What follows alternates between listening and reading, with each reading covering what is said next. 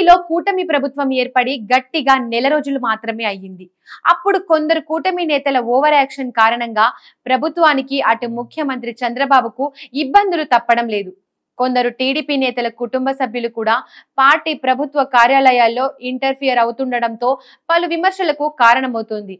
ఇప్పుడు టీడీపీలో కొందరు ఎమ్మెల్యేలు నేతల తీరుపై అలాంటి డిస్కషనే నడుస్తోంది.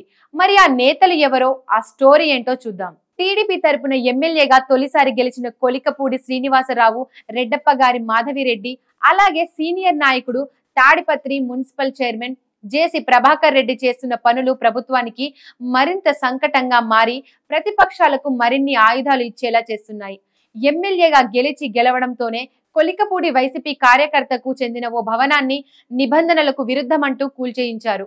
తాను స్వయంగా బుల్డీజర్ నడిపి కొంత భాగం కూల్చేశారు. ఇది సర్కారుకు తలనొప్పిగా మారింది. నిబంధనలు అతిక్రమించి ఉంటే పరిశీలించి చర్యలు తీసుకుంటామన్న అధికారుల మాటను కూడా ఆయన వినిపించుకోలేదు. చివరకు సర్కారు మెడకు చుట్టుకోవడంతో స్వయంగా సీఎం చంద్రబాబు కొలికపూడిని పిలిపించి దూకుడు తగ్గించుకోవాలని గట్టి వార్నింగ్ ఇచ్చారు.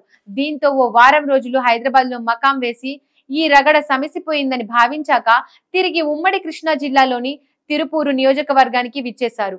ఇప్పుడు కూడా వచ్చి రావడంతోనే మరో వివాదాన్ని కెలికేశారు. ఇది రాష్ట్ర వ్యాప్తంగా ఉన్న సమస్యే. అయినా కూటమి ఎమ్మెల్యేలు చాలా ఆచితూచి వ్యవహరిస్తున్నారు. అయితే కొలికపూడి మాత్రం ఇదేదో తన నియోజకవర్గంలోనే ఉన్నట్టుగా, తన నియోజకవర్గానికి చెందిన అధికారులే పనులు చేయడం లేదన్నట్టుగా వ్యవహరించి నడి రోడ్డుపై ధర్నాలు చేయడంతో టీడీపీకి మరింత సంకటంగా మారిపోయింది. విషయం ఏమిటంటే తిరువూరు మున్సిపాలిటీలో ప్రధాన రోడ్డు గుంతలు పడింది. ఇది 2 ఏళ్లుగా అలాగే ఉంది.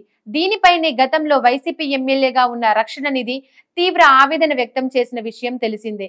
దీంతో ఎన్నికలకు ముందు అంటే జనవరిలో వైసీపీ సర్కారు 2 కోట్ల నిధులు ఇచ్చింది.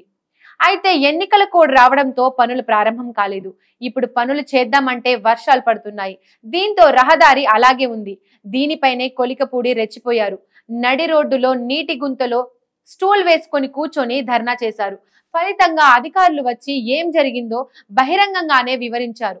ఫలితంగా వైసీపీ హయాంలోనే నిధులు విడుదలయ్యాయన్న విషయం వెలుగు చూసింది. ఇప్పటి వరకు టీడీపీ నేతలు వైసీపీ హయాంలో రోడ్లను పట్టించుకోలేదన్న విమర్శలు గాలికి పోయాయి. జేసీ ప్రభాకర్ రెడ్డి వ్యవహారం మరింత చిత్రంగా ఉంది. వైసీపీ హయాంలో తనపై 60 కేసులు పెట్టారని వాటిని వెంటనే తీసేయాలన్నది ఆయన డిమాండ్. అంతేకాదు తనకు కేటాయించిన గన్మెన్లకు కూడా ఆయన వెనక్కి పంపేశారు. తనకు ఒక్కరోజు అవకాశం ఇస్తే వైసీపీ మాజీ ఎమ్మెల్యే పెద్దారెడ్డి అయిన పరివారాన్ని నియోజకవర్గం నుండి తరిమి కొడతామన్నారు.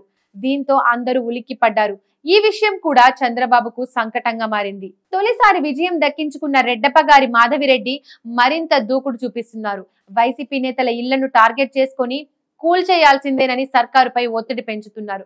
ఇక ఇటీవల ఆమె భర్తకు ఉన్న గన్మెన్లను సర్కారు తొలగించడంతో ఆమె మరింత ఆగ్రహం వ్యక్తం చేస్తూ తనకు కూడా గన్మెన్లు అవసరం లేదని తిప్పి పంపారు. మరోవైపు వైసీపీ నేతలపై దుర్భాషలాడుతూ విరుచుకుపడుతున్నారన్న విమర్శలు కూడా వస్తున్నాయి. మొత్తంగా ఈ ముగ్గురు కూడా చంద్రబాబుకు తీవ్ర తలనొప్పిగా మారారనే వాదన టీడీపీలోనే వినిపిస్తుండడం గమనార్హం.